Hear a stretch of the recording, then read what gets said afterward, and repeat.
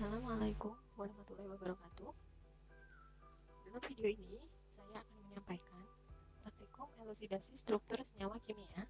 Salah satu khususnya adalah senyawa organik.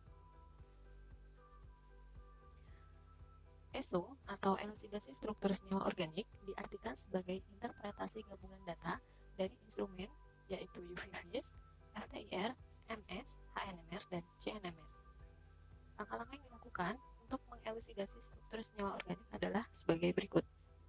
Yang pertama, menentukan serapan panjang gelombang maksimal dari UV-Vis secara teoritis, menentukan gugus fungsi yang ditunjukkan oleh spektra IR, menentukan banyaknya lingkungan kimia, perbandingan proton, dan jumlah proton tetangga yang ditampilkan oleh spektra NMR.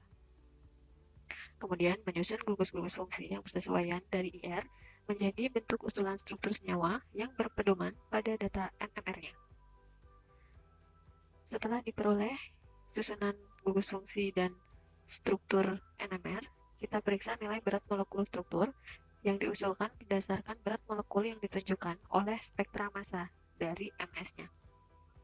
Terakhir, diperoleh usulan struktur senyawa organik. Untuk memahami tentang ESO ini, kita perlukan interpretasi masing-masing instrumen. Yang pertama, kadar UV-Vis digunakan untuk menentukan serapan panjang gelombang maksimal suatu struktur senyawa. Senyawa organik bisa dianalisis dengan UV-Vis karena senyawa organik tersebut mengandung gugus fungsi kromofor atau senyawa kromofor yang memiliki ikatan lengkap terkonjugasi. Contohnya struktur berikut ini, di mana terdapat dua alkena pada satu struktur atau disebut DNA. Untuk aturan perhitungan serapan maksimalnya bisa dilihat di tabel berikut ini. Selain DNA, kita punya sistem organik yaitu campuran keton dan alkena pada satu struktur, disebut juga sistem enon.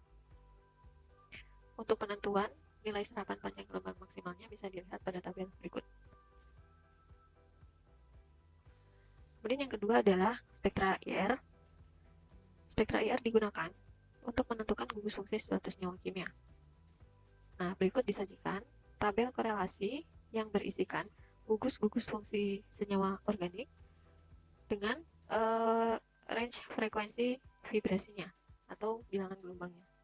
Jadi, gugus-gugus fungsi tertentu akan memiliki vibrasi di bilangan gelombang infrared. Nah, kemudian NMR digunakan untuk menentukan banyaknya lingkungan kimia, perbandingan proton, dan jumlah proton tetangga. Berikut disajikan gambar keadaan lingkungan kimia dari berbagai macam proton, di mana kedudukan proton yang berbeda lingkungan kimianya akan memiliki serapan atau pergeseran kimia yang berbeda pula. Kemudian untuk melihat jumlah proton tetangga, kita bisa lihat multiplicity-nya, dia singlet, doublet, triplet, atau multiplet. Nah, alat selanjutnya adalah mass spektroskopi, digunakan untuk memeriksa nilai berat molekul struktur senyawa yang diusulkan. Kemudian menentukan pola fragmentasi suatu senyawa. Fragmentasinya dibagi menjadi 3, yaitu homolisis, heterolisis, dan hemiheterolisis.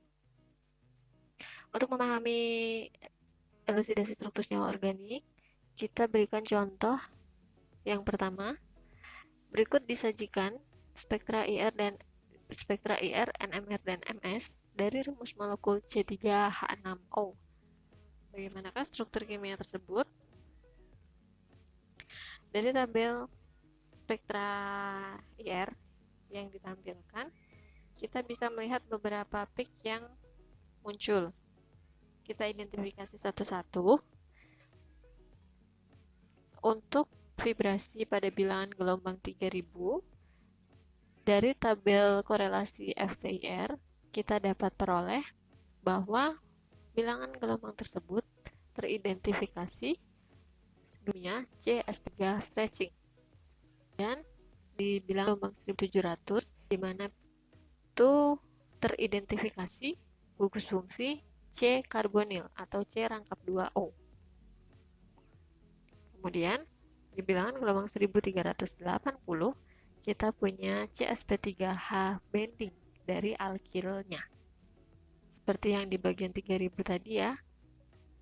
Ini yang stretching, kemudian ini yang bending.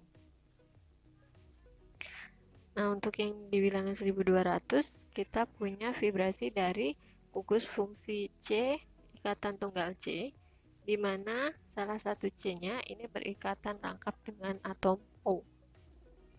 Nah, jadi bisa dilihat dari spektra IR, C3H6O ini memiliki gugus fungsi alkil, kemudian ada karbonil. Tapi karbonil ini tidak memiliki gugus OH ya, jadi bukan jenis karboksilat.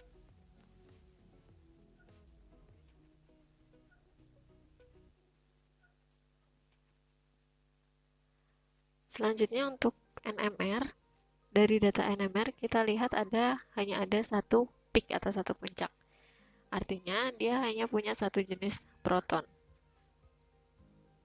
Kemudian di pergeseran kimianya berada pada nilai 2,1 ppm.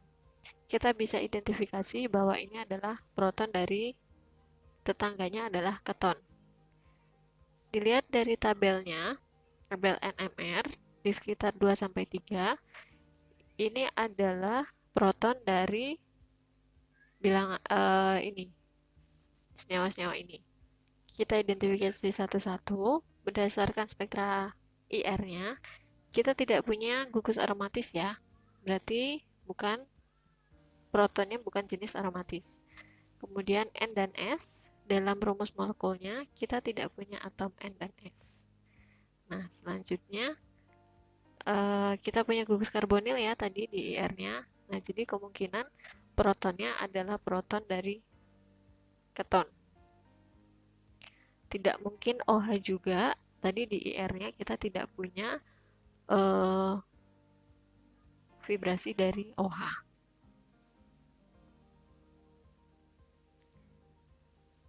Nah, jadi untuk selanjutnya kita identifikasi berdasarkan tingginya puncak.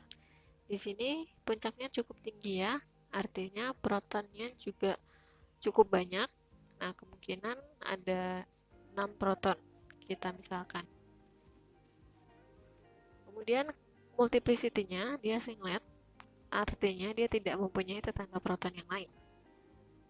Nah, kita bisa memprediksikan bahwa senyawa tersebut adalah strukturnya itu aseton. Jadi kita punya alkil dari IR-nya, kita punya alkil, kemudian ada gugus karbonilnya. Nah, ini sesuai dengan yang ada di IR. Kemudian untuk jenis protonnya, kita di sini dalam aseton kita hanya punya satu jenis proton, di mana protonnya itu ada 6.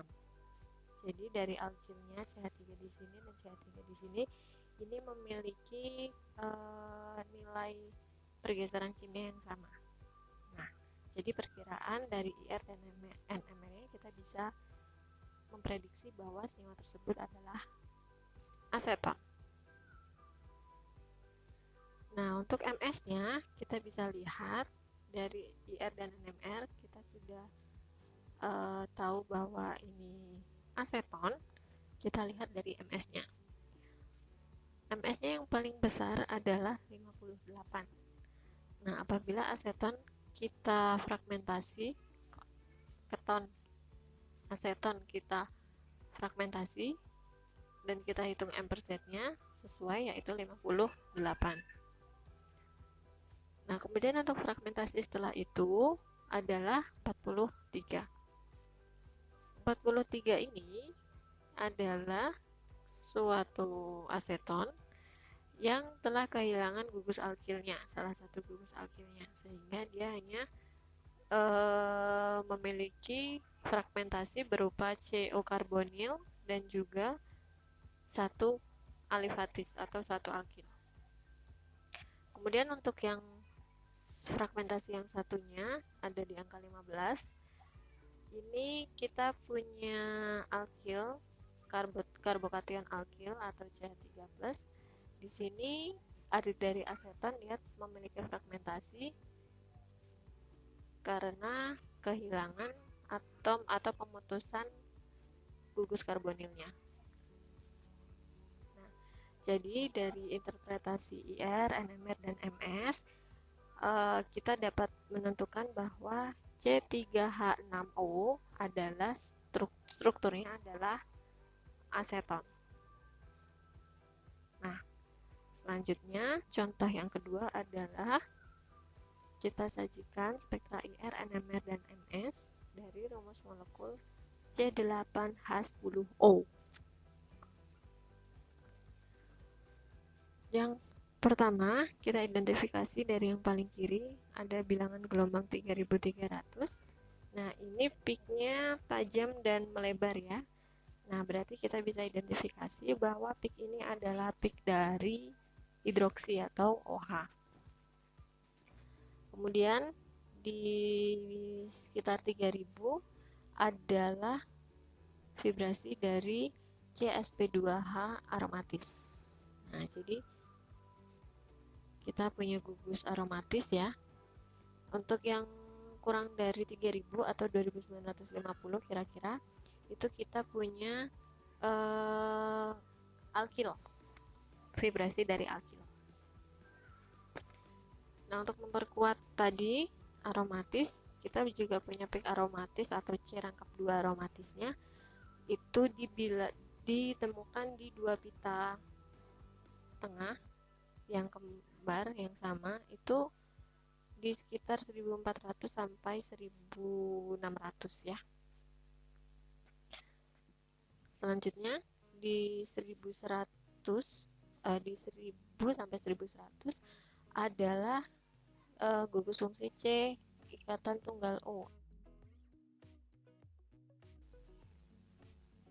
Kemudian ada CH bending dari aromatis, di mana nilai tersebut menunjukkan aromatisnya memiliki monosubstitusi atau hanya tersubstitusi satu. Nah, dilihat dari NMR-nya, bisa kita lihat di sini ada 4 peak ya. 1, 2, 3, 4. Kemudian kita tulis dulu pergeseran kimianya berapa, yaitu 2,2, kemudian 2,9 dan 3,9, yang terakhir ada 7,2.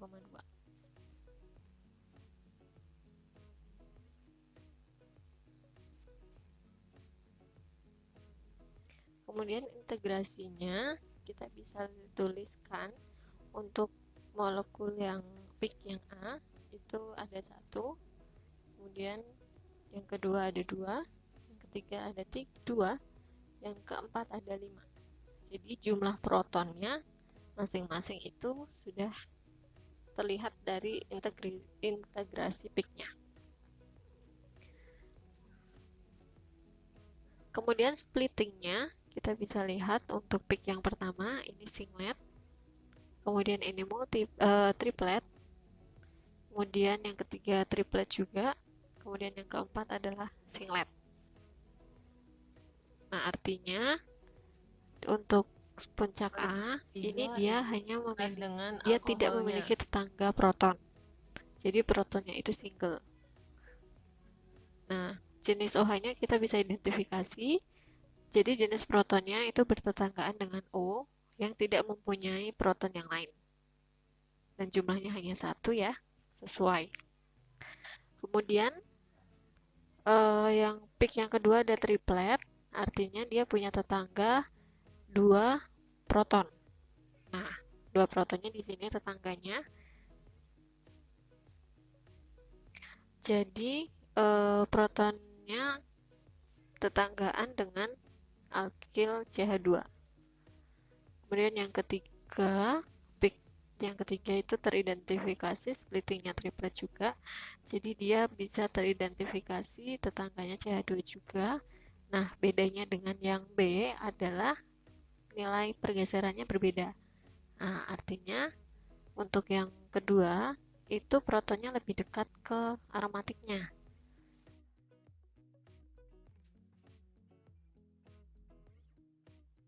Nah, tadi untuk aromatik dan alkoholnya sudah kita identifikasi dari spektra IR-nya ya.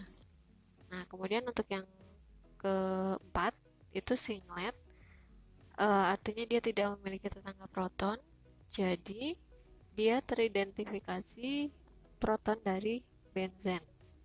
Dia punya 5 apa namanya integrasinya, artinya protonnya ada 5, yaitu proton-proton dari sini 1, 2, 3, 4, 5. Tetangganya tidak ada ya, di sini tidak ada atom H, jadi dia singlet.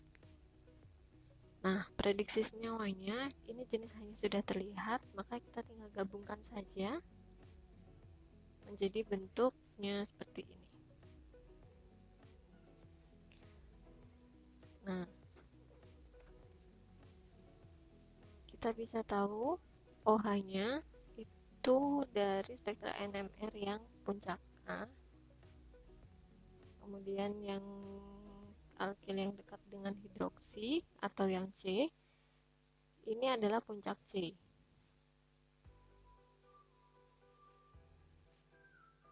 Kemudian yang B ini protonnya lebih dekat dengan benzen.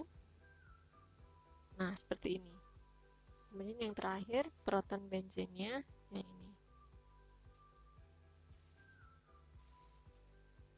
Nah, ini dua contohnya sudah selesai. Oh, masih MS ya. Kita lihat MS-nya.